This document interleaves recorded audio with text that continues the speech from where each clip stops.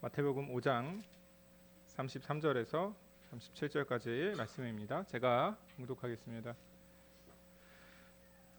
또 옛사람에게 말한 바 헛 맹세를 하지 말고 내 맹세한 것을 주께 지키라 하였다는 것을 너희가 들었으나 나는 너희에게 이르노니 도무지 맹세하지 말지니 하늘로도 하지 말라 이는 하나님의 보좌임이요 땅으로도 하지 말라 이는 하나님의 발등상임이요 예루살렘으로도 하지 말라 이는 큰 임금의 성임이요 내 머리로도 하지 말라 이는 내가 한 터럭도 희고 검게 할 수 없음이라 오직 너희 말은 옳다 옳다 아니라 아니라 하라 이에서 지나는 것은 악으로부터 나느니라. 아멘. 지난주에 이어서 산상보훈의 말씀을 설교하도록 하겠습니다. 여러분 가정이나 학교나 교회에서 국가에서도 신뢰를 가지고 살아가는 것은 아주 중요하죠. 한 국가나 기업을 얼마나 신뢰할 수 있는가 하는 것을 평가하는 전문적인 기관도 있습니다. 정부에 대한 신뢰도를 평가하고 또 기업에 대한 신뢰도를 평가하죠. 어느 회사에 돈을 투자하거나 돈을 대출해 줄 때 그 회사가 갚을 능력이 있는가, 갚을 의지가 있는가 하는 것을 평가합니다. 신뢰를 평가하는 것이죠. 그 경영자의 그 회사의 말을 신뢰할 수 없다면 누가 그 회사에 투자하거나 혹 대출을 시행하겠습니까? 이러한 경제적 활동뿐만 아닙니다. 끊임없이 사람들은 신뢰할 만한 무엇인가를 찾습니다. 식당의 맛을 신뢰할 수 있을까? 이 회사의 제품을 신뢰할 수 있을까? 이 여행지에 대한 이 리뷰어의 리뷰를 신뢰할 수가 있을까? 신뢰 없이는 공동체가 존재하기가 대단히 어려워집니다. 여러분 가정에서 자녀가 부모를 신뢰하지 않는다고 생각해 보십시오. 부모가 자녀를 신뢰하지 않는다고 생각해 보십시오. 집에 오면 서로가 서로의 눈치를 봐야 되고 감시해야 하고 가정이 어떻게 설 수 있겠습니까? 기업이나 학교, 정부기관도 다 마찬가지죠. 누군가에게 일을 맡기고 함께 일을 하려면 신뢰가 반드시 필요합니다. 사람들은 이 신뢰를 높이기 위해서 여러 가지를 고안합니다. 이 사람의 재산이 얼마나 있는가 신뢰도를 높이려는 것이죠. 이 사람의 지위가 얼마나 확실한가, 이 사람의 출신이 어딘가, 어느 학교를 나왔는가, 이 사람은 어떤 경력을 가지고 살아왔는가, 사람과 기업의 신뢰도를 평가하며 살아가고 있습니다. 신뢰가 무너지면 무슨 문제가 생깁니까? 불안이 확산됩니다. 내 돈을 훔쳐가지는 않을까? 나한테 빌린 돈을 떼어먹지는 않을까?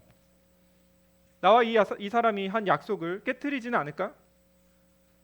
내 물건을 함부로 다루지는 않을까? 이 음식을 먹으면 혹 건강이 나빠지는 것은 아닐까?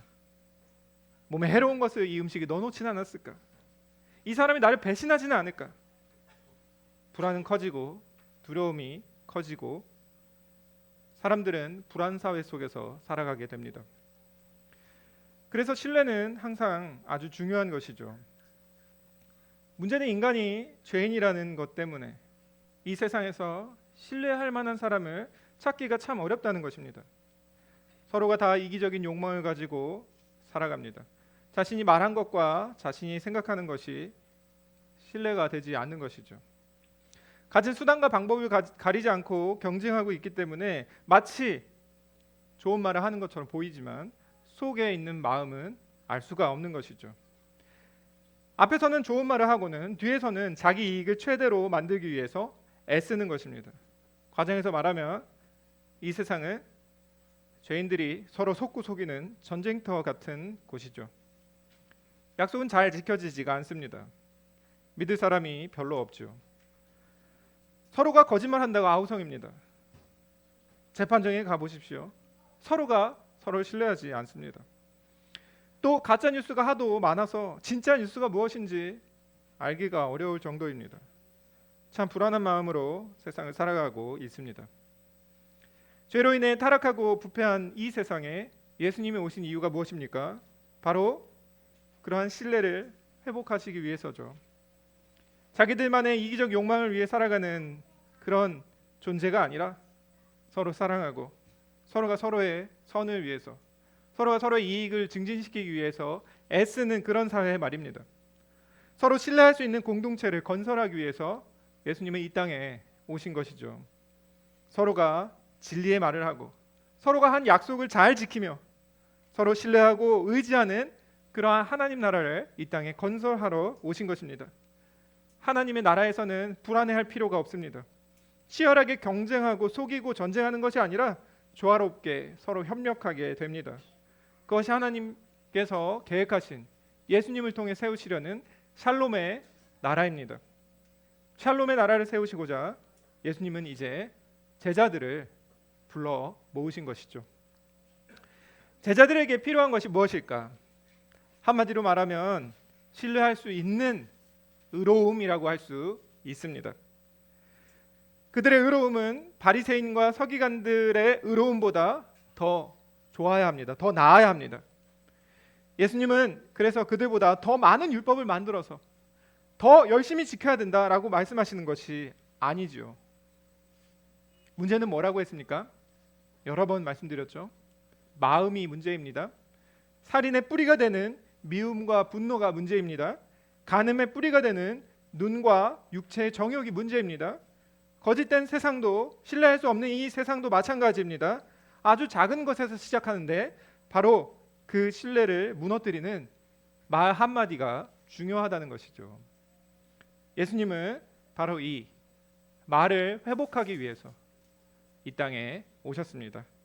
오늘은 맹세하지 말라라고 명령하신 예수님의 말씀을 살펴보며 우리의 말을 어떻게 회복해야 할지, 어떻게 신뢰하는 공동체를 만들어야 할지 함께 듣고자 합니다.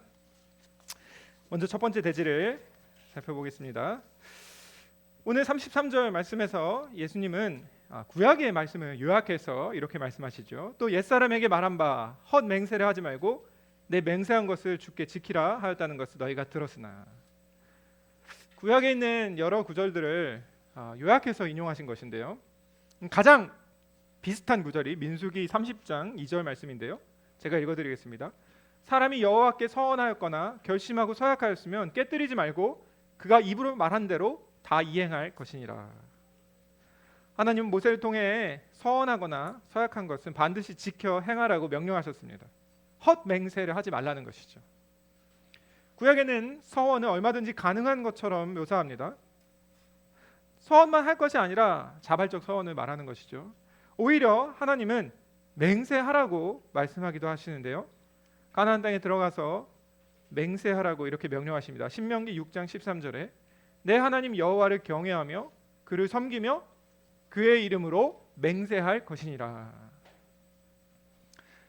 구약의 모세를 통해 주신 율법에는 오히려 맹세를 하라고 되어 있습니다. 여호와 이름으로 맹세하라고 하신 그 이유가 무엇입니까? 여기서 맹세란 헌신과 다짐을 의미합니다. 이방인이 섬기는 그 우상을 섬기지 말고 여호와만 섬기기로 맹세하라는 것이죠. 이스라엘 백성들에게 요구하신 종교적 책무가 바로 이러한 것입니다. 여호와의 이름으로 맹세하는 것이죠. 이방 사람들, 가나안 땅에 있는 이방 족속들은 우상을 섬기기로 다짐하며 살아갑니다.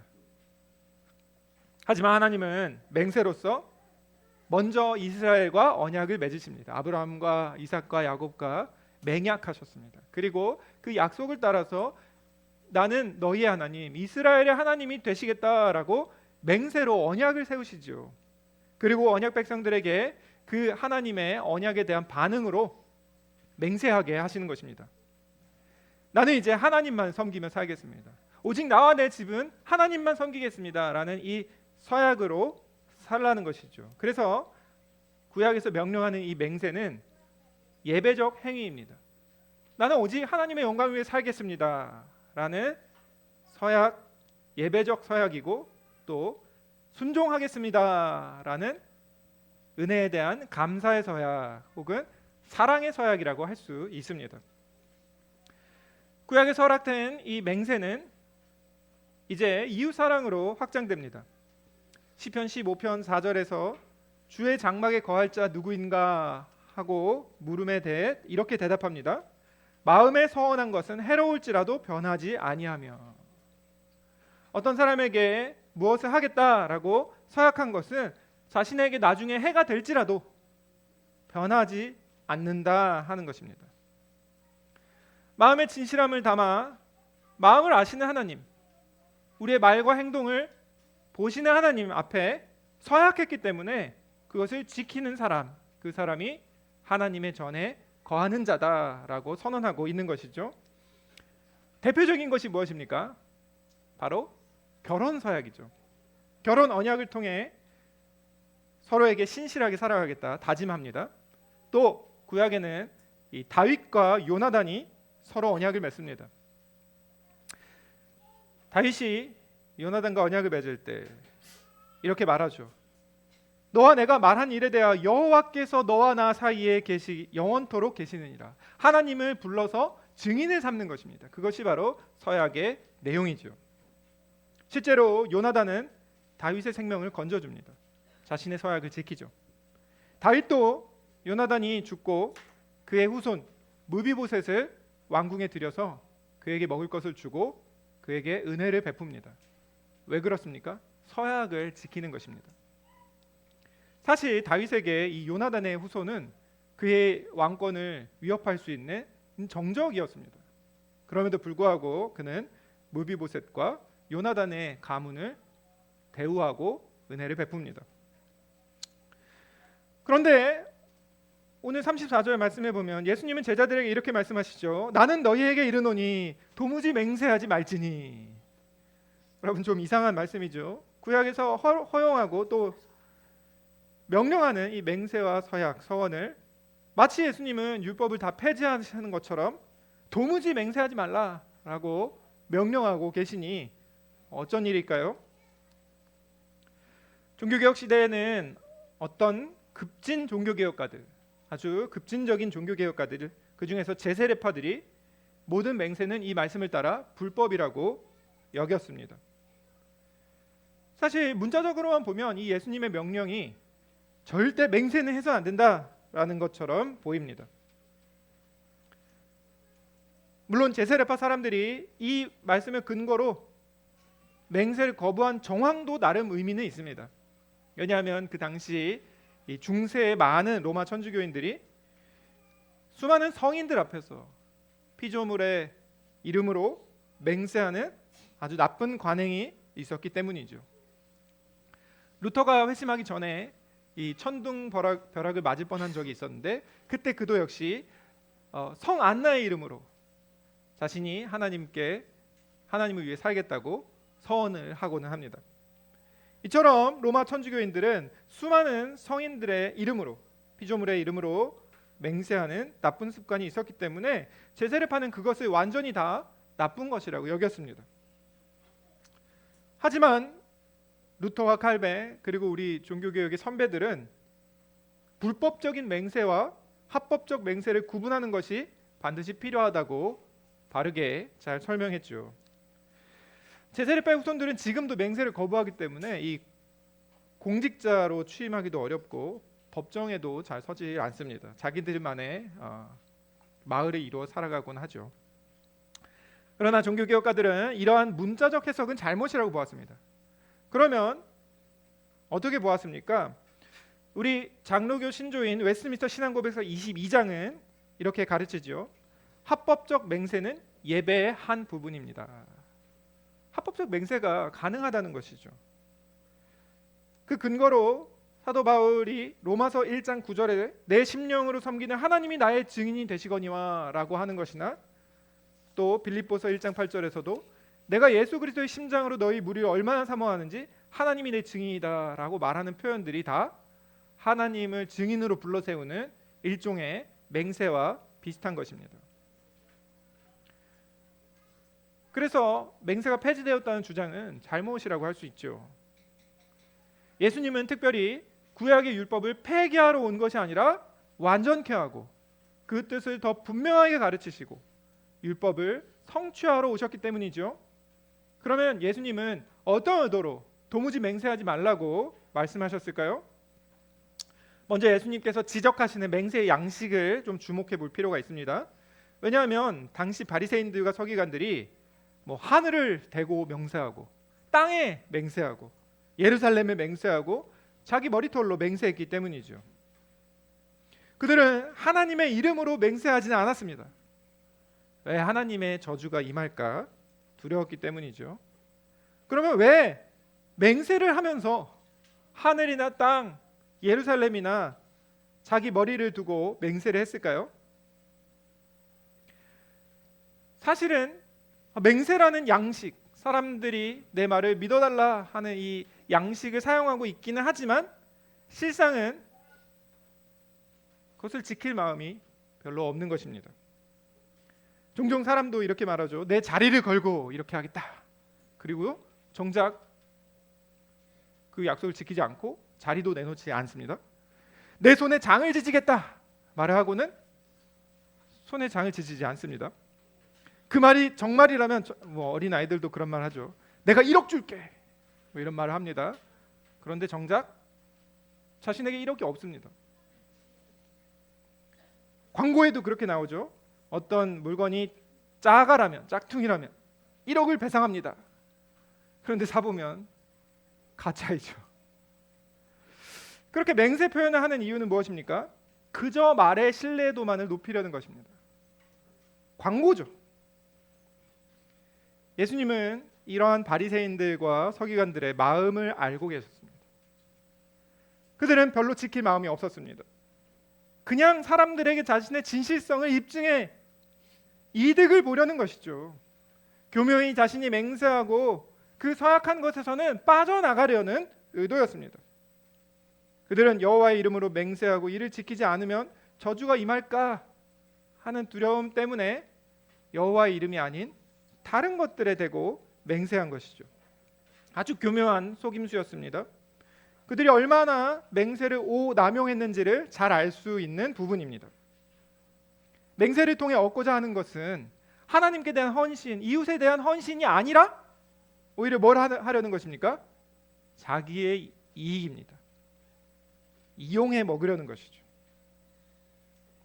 예수님은 자기의 이익을 위해 마치 자신의 하나님 앞에 헌신된, 이웃에게 헌신된 사람인 것처럼 가장하고는 세상은 자기의 이익을 위해서 살아가고 있는 이 바리새인들과 서기관들의 위선을 지금 책망하고 계시죠. 하나님께 헌신한 것처럼 보이게 하고는 마치 신실한 사람인 것처럼, 약속을 반드시 지킬 것처럼 그렇게 말하고는 정작 자기 이득을 위해 살아가는 것이죠. 그들의 가장 큰 문제는 무엇입니까? 마음과 말의 불일치입니다. 또 말과 행동도 당연히 불일치하겠죠. 그들의 외식이 일상이었습니다. 그들은 말을 가벼이 했습니다. 하나님 앞에서 무겁게 엄숙하게 해야 할 헌신의 맹세는 이제 그 가치가 매우 싸구려가 되고 말았습니다. 그런 가벼운 맹세는 불의하니 예수님은 그런 의도로는, 그런 마음으로는 도무지 맹세하지 말라라고 말씀하시는 것입니다. 그렇다면 예수님께서 원하시는 올바른 태도는 무엇일까요? 두 번째 대지입니다. 예수님께서 원하시는 바른 태도는 바로 진실한 사람이 되라는 것입니다. 진실한 사람이 되어야 된다. 바리새인처럼 가볍게 말해서는 안 된다는 것이죠. 여러분, 말이 가벼워지고 맹세가 가벼워지면 거짓말은 점점 입에 붙어 있게 됩니다. 말을 얼마든지 주워 담을 수 있다고 생각하는 사람은 말을 점점 함부로 하기 시작하고, 그리고 점점 거짓의 노예가 됩니다. 예수님은 그런 거짓의 자손, 거짓말을 잘하는 아비인, 거짓의 아비인 사탄의 자식이라고 바리새인들을 저주하셨습니다. 화 있을진저라고 저주하셨습니다. 그들을 가리켜 사탄의 자식이라고 말씀하신 것은 과장법이 아닙니다. 그들이 말을 가볍게 만드는 그 마치 별것 아닌 것 같은 그 작은 태도가 신뢰 없는 사회를 만들었고, 서로가 서로를 믿지 못하게 만들었고, 서로가 거짓말하게 만들었기 때문이죠. 그래서 예수님은 외식이라는 것을 굉장히 큰 죄로 여기십니다. 오늘날 우리가 사는 세상도 다르지 않죠. 말을 가볍게 하고 약속한 것을 잘 지키지 않으므로 사람들은 이런저런 장치를 마련해야 합니다. 말을 믿지 못하니 핸드폰으로 녹음을 해야 되고요. 말을 믿지 못하니 각종 감시 카메라가 온 세상에 가득 메우게 됩니다. 감시해야 되고 감사해야 하고 처벌해야 합니다. 처벌의 수위는 점점 높여가야 합니다. 이득이 된다 싶으면 좋은 말을 하고 하하호호 웃으며 감언이설을 하는 사람들이 주변에 참 많기 때문에 누구를 믿어야 할지 잘 모르는 것이죠. 예수님은 이러한 세상 풍조가 사탄이 얼마나 원하는 세상인지를 말씀하고 계시는 것이죠. 이러한 말은 다 악에서 난다라고 말씀하고 계시는 것이죠. 지지난주에 성경 공부를 했던 야고보서 말씀에도 참 말이 아주 강조되어 나옵니다. 야고보 3장에 말에 대해서 강조하는데요. 참된 경건의 핵심에는 바로 이 말이 있다는 것입니다. 마음과 말이 행동이 서로 분리된다면 그것은 가짜 경건이라는 것이죠. 사랑합니다 하고 어려운 일을 당할 때 외면하는 것, 가짜 경건입니다. 순종하겠습니다 다짐을 하고 하나님의 말씀을 거역하는 것, 가짜 경건이죠. 그냥 말했던 건데요, 하나님의 임재 앞에서 핑계할 수는 없습니다. 야고보 사도는 이 말이 얼마나 중요한지, 혀가 얼마나 대단한 위력을 가지고 있는지를 이야기합니다. 혀는 작은 지체이면서 온 산을 불태우는 아주 파괴적인 힘을 가지고 있다는 것이죠.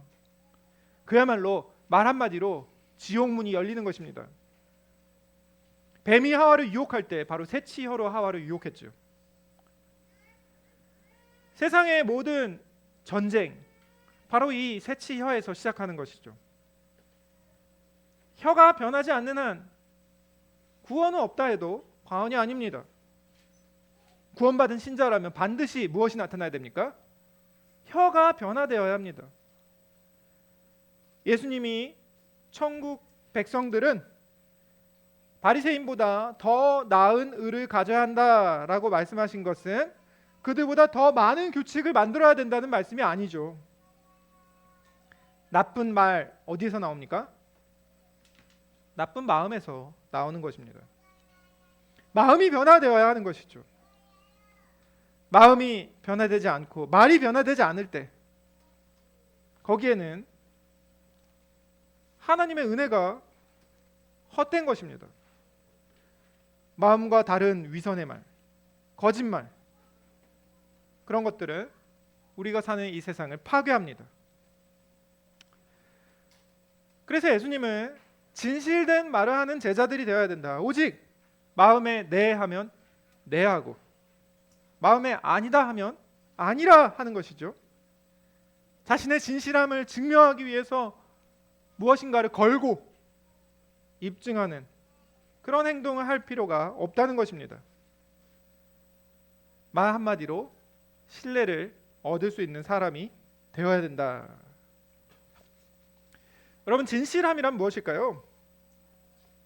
그냥 마음에 있는 생각을 그냥 다 말하는 것일까요? 그것은 굉장히 경솔한 것이죠.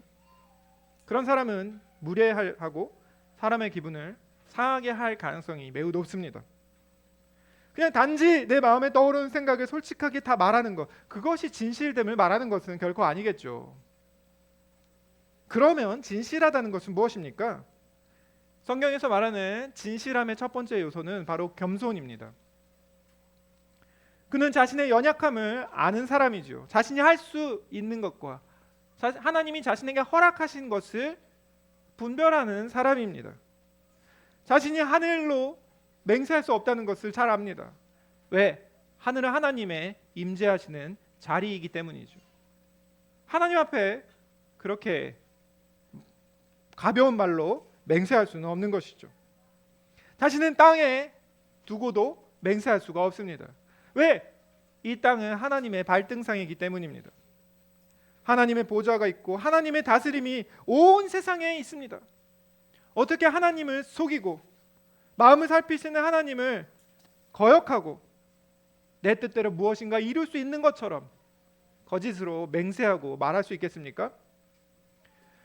진실한 사람은 자신이 얼마나 연약한 존재인지, 자신이 내일 일도 알지 못하는, 내일 무엇을 약속한다 해도 어쩌면 그것을 어길 수도 있는 그런 아주 연약한 존재라는 것을 인식합니다. 예루살렘으로 어떻게 맹세하겠습니까? 그것은 하나님이 다스리는 곳, 큰 왕의 보좌가 있는 곳입니다. 자기 머리카락도 하나도 검게 할 수 없고 희게 할 수 없는, 물론 뭐 염색은 좀 할 수 있습니다만 그것도 그렇게 보이게 만드는 것이죠. 그런 피조물일 따름이죠. 하나님이 허락하시면 하고 하나님이 허락하지 않으시면 우리는 내일 하나님이 우리 영혼을 찾으신다 해도 우리의 인생은 종결지을 수밖에 없는 그런 아주 연약한 존재라는 것이죠. 그 다음에는 무엇이 있습니까? 마음을 살피시는 하나님의 심판대 앞에 서야 합니다. 그러니 어떻게 경솔하게 말하고 경솔하게 맹세할 수 있겠습니까? 우리의 마음과 말을 살피시는 하나님의 임재 앞에서 우리는 겸손하게 말하고 행동해야 합니다. 진실함의 두 번째 요소는 바로 신실함입니다. 신중하게 말하고 말한 것은 지키는 것이죠. 그냥 단순히 난 맹세한 적 없어 하고 이 말씀을 다 지켰다고 볼 수가 없는 것이죠. yes 하고 했으면 그 다음에도 뭐라고 합니까? yes라고 해야 됩니다. 자신의 상황이 불리해졌어도 yes라는 것을 지켜야 하는 것이죠. yes라고 했다가 상황이 불리해지면 no라고 하고 싶습니다. 그러나 내가 말했기 때문에 그것을 지키는 것이죠. 말이 곧 보증이 될 정도의 사람이 되어야 하는 것입니다. 그러면 이제 부모님들은 아이들에게 함부로 공약을 남발하기가 어렵겠죠. 아빠, 말을 지켜야지. 이렇게 말하겠죠. 이것이 소금의 짠맛입니다. 세상에서 이런 사람은 고지식하다는 평가를 받습니다. 그러나 그것을 감수하고라도 세상에 말한 것을 지키는 빛이 되어야 합니다. 왜입니까? 하나님은 말씀하신 것을 지키시는 분이시기 때문이죠. 하나님이 복 주신다고 하시면 반드시 복이 임합니다. 하나님이 은혜 주신다 하시면 반드시 은혜가 임합니다. 하나님이 구원하시겠다 말씀하시면 그 사람에게 구원이 임합니다. 하나님이 약속하신 것, 하나님이 맹세하신 것, 하나님의 말씀은 반드시 이루어집니다. 말한 것을 반드시 이루시는 그 하나님을 신뢰하는 우리는 어떻게 살아야 합니까? 신실하시는 하나님을 따라서 신실해야 합니다. 그래서 아까 찬송 부를 때 우리가 오 신실하신 주 이 찬양을 불렀던 거죠. 왜? 우리도 신실해야 하기 때문이죠. 진실한 말의 세 번째 요소는 무엇입니까? 바로 사랑과 긍휼입니다. 마음에 어떤 사람 미워한다고 해서 그 사람에게 가서 나 너 미워해라고 말하면 안 된다고 했죠. 정직하다고 하나님께 칭찬을 받을까요? 전혀 그렇지가 않습니다. 예수 그리스도의 제자는 어떤 명령을 받습니까? 원수를 사랑하라는 명령을 받습니다. 제자들은 세상에 어떤 말을 해야 됩니까? 축복의 말을 해야 합니다. 나를 미워하는 사람이 있어서 나도 그 사람이 밉다. 그러면 뭘 해야 됩니까? 그 사람을 축복해야 한다는 것이죠. 사랑의 말, 친절한 말 해야 합니다. 가는 말이 고와야 오는 말이 곱다는 말을 우리는 자주 생각합니다. 그래서 저 사람 나에게 이렇게 행동했으니 나도 나쁜 말을 해야겠다 라고 다짐하곤 하죠. 그러나 예수님은 제자의 소금의 짠맛은 그렇지 않아야 된다 말씀하십니다. 제자는 어떠해야 합니까? 사랑의 말, 축복의 말을 해야 합니다. 사랑하는 성도 여러분, 우리는 겸손, 신실함, 사랑의 말을 회복해야 합니다. 그래서 네 하면 네라고 말하는구나 라는 신뢰할 수 있는 진실한 사람이 되어야 합니다. 바리새인들은 어떠했습니까? 그들은 겸손하지도 신실하지도 그들은 사랑을 베풀지도 않았습니다. 예수님의 제자는 바로 진실한 사람이어야 하는 것입니다. 그렇다면 우리는 어떻게 해야 이런 진실한 말을 회복할 수 있겠습니까? 세 번째 내지입니다.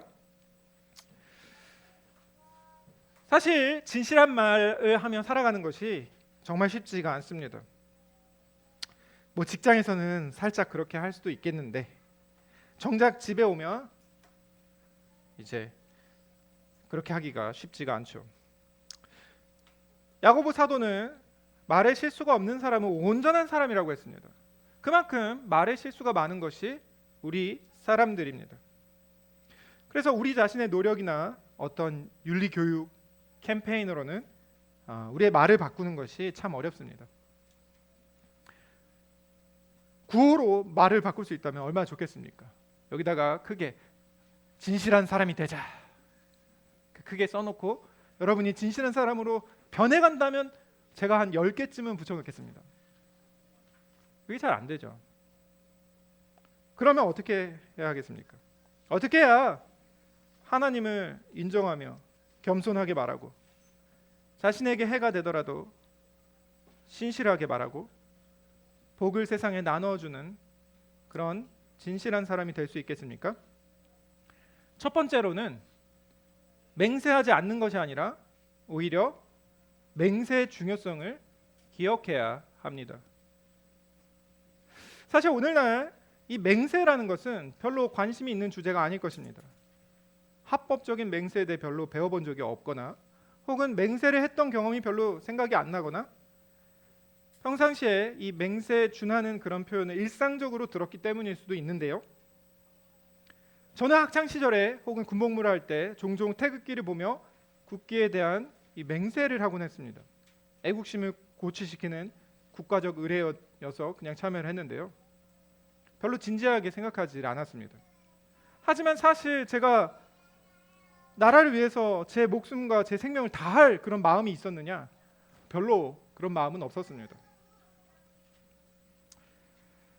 그래서 이 맹세라는 것이 그냥 하나의 의례처럼 여겨질 때가 많은 것이죠.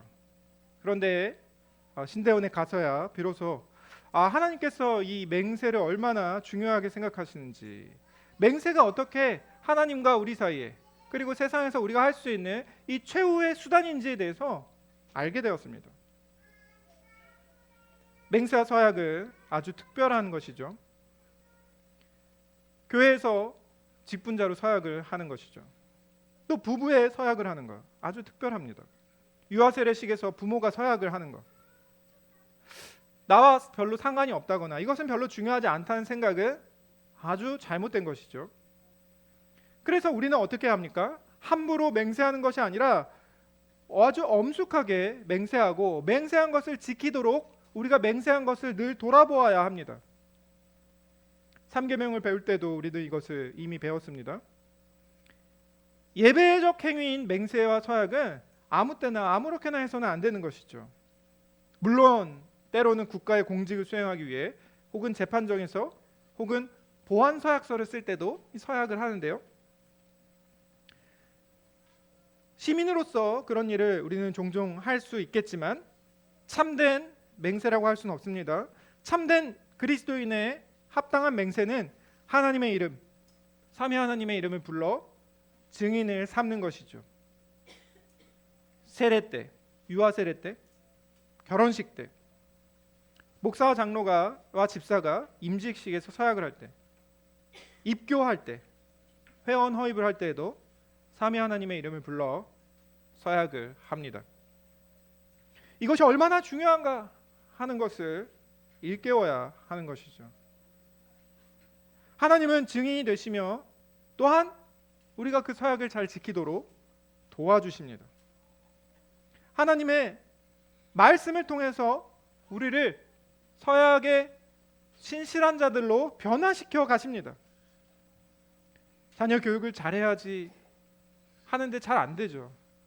그래서 하나님의 말씀으로 돌아와서 신실하신 하나님의 말씀을 다시 듣고 유아 세례 때 했던 서약을 다시 기억하고 아이들을 하나님의 백성으로 주의 교훈과 훈계로 양육하기로 다시 다짐하고 돌아가는 것이죠. 하나님은 성령 안에서 우리를 도와주십니다. 예배 시간에 설교를 통해서 하나님은 우리를 서약을 지키는 자들로 변화시켜 가시죠. 자주 깨트립니다만 다시 새 출발을 하게 하십니다.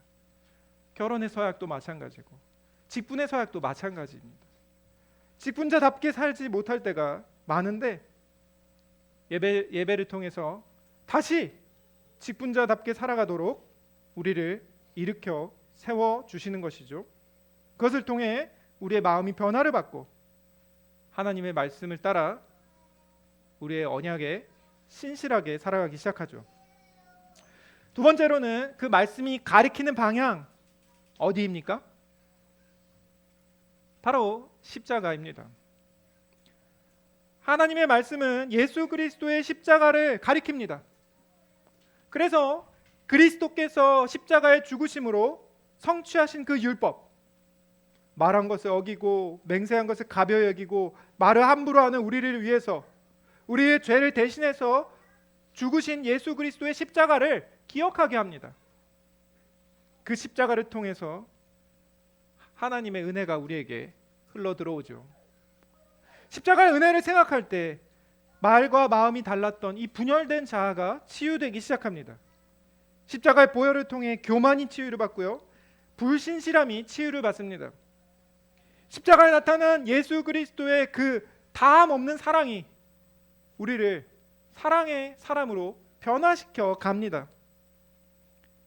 십자가를 바라볼 때 우리도 겸손해지고 신실해지고 사랑의 마음을 얻게 되지요. 바로 이 십자가가 언약을 성취하는 것입니다. 율법을 성취하는 것입니다. 가벼운 말, 외식의 말, 이기적인 말을 하던 옛사람이 죽고 이제는 겸손하고 신실하고 사랑과 긍휼의 말을 하는 새 사람으로 살아가기 시작하는 그러한 새 출발이 바로 예수 그리스도의 십자가를 바라볼 때 시작되는 것이죠. 세 번째는 바로 성령을 따라 살아가는 것입니다. 이 앞에 두 가지 말씀, 십자가와 서로 긴밀하게 연결되어 있습니다. 성령님은 우리 마음에 임재하셔서 설교를 듣고 우리 마음속에 생각나게 하십니다. 예수 그리스도의 십자가를 믿음으로 바라보게 하시는 분도 성령님이십니다. 그리고 맹세한 것을 잘 지키지 못하는 우리를 도우셔서 회개하게 하시는 분도 성령님이십니다. 그래서 성령님의 그 은혜 안에서 우리는 이제 변화된 새 사람으로서 변화된 말을 하고 변화된 공동체를 세워가게 되는 것이죠. 이것이 바로 삼위 하나님이 주시는 말의 변화입니다. 삼위 하나님의 일하심이죠. 우리가 하는 것이 아니라 하나님이 하시는 것입니다. 그러나 우리도 해야 할 일이 있습니다. 딱 한 가지를 해야 합니다. 무엇입니까? 바로 회개입니다. 이사야 선지자가 계시를 받을 때 하나님의 임재 앞에서 그가 이렇게 외쳤습니다. 화로다 나여 망하게 되었도다. 나는 입술이 부정한 사람이요 입술이 부정한 백성 중에 거하며 만군의 여호와이신 왕을 배웠음이로다. 그러자 천사가 제단 앞에서 핀 숯을 집어서 이사야 선지자의 입술에 대며 이렇게 말합니다. 보라, 이것이 내 입에 닿았으니 내 악이 제하여졌고 내 죄가 사하여졌느니라. 회개의 은혜를 받은 이사야 선지자는 이제 하나님의 계시의 말씀을 받아 세상에 전달하는 이 소명을 수행하게 되죠. 사실 우리에게 주어진 사명이 이사야 선지자가 받은 사명과 별로 다르지가 않습니다. 우리는 예수 그리스도의 도를 전하는 제자이자 부활의 증인으로 이 세상에 보냄을 받습니다. 그래서 우리는 반드시 우리의 입술이 변화를 받아야 하죠. 우리가 하는 말을 다른 사람들이 신뢰할 수 있어야 합니다. 십자가의 보혈로 성령의 능력으로 하나님이 주시는 말씀으로 우리의 마음을 채우는 것 외에는 다른 방법이 없습니다. 성령의 도우심을 따라 회개하고 말씀을 따라 회개하고 그리스도의 십자가를 바라보며 회개하는 것, 그것이 바로 우리가 해야 할 일입니다. 이제 말씀을 맺고자 합니다. 성도 여러분, 오늘은 맹세하지 말라는 말씀을 살펴보았는데요. 오늘날 우리는 그 어느 때보다 말이 가벼운 시대를 살아가고 있습니다. 말씀으로 세상을 창조하시고 말씀으로 구원하시며 말씀으로 인도하시고 말씀으로 통치하시는 하나님의 백성이라면 우리의 말도 무게가 있어야 합니다. 외식하는 말, 쓸데없는 말, 빈말, 기만하는 말을 내어 버려야 합니다. 겸손한 말, 신실한 말, 사랑의 말을 하는 진실한 사람이 되어야 합니다. 삼위 하나님께서 우리를 도우십니다. 우리도 회개해야 합니다. 사랑하는 성도 여러분, 마귀가 여러분을 무슨 화려한 깃발로 유혹하고 자기의 위용을 자랑하며 우리를 집어삼키려고 그렇게 하지 않습니다. 마귀는 아주 작은 것을 사용합니다. 말을 가벼이 하는 그것을 통해서 은근슬쩍 우리의 입술을 자기 것으로 만들려고 합니다. 말이 값싼 이 시대에 마귀가 어떻게 역사하는지 볼 수 있어야 합니다. 우리의 입술의 주인이 누구입니까? 마귀입니까? 우리의 입술의 주인이 예수 그리스도이심을 선포하도록 합시다. 예수 그리스도께 내 마음과 내 입술을 드리도록 합시다. 우리의 입술을 지배하려는 모든 마귀의 괴율과 속박에서 벗어나서 진실된 말을 하는 자유로운 하나님의 백성들이 될 수 있기를 바랍니다. 우리가 만약 우리의 입술의 죄를 회개한다면 하나님께서 우리의 입술을 변화시키셔서 우리의 입술을 통해서 하나님께 영광 돌리게 하실 것입니다. 하나님의 백성에게 주신 말의 권세를 회복하고 서로 사랑하고 축복하며 신뢰하는 하나님 나라를 건설해가는 그런 복을 누릴 수 있기를 간절히 바랍니다. 함께 주신 말씀 생각하며 잠시 기도하도록 합시다.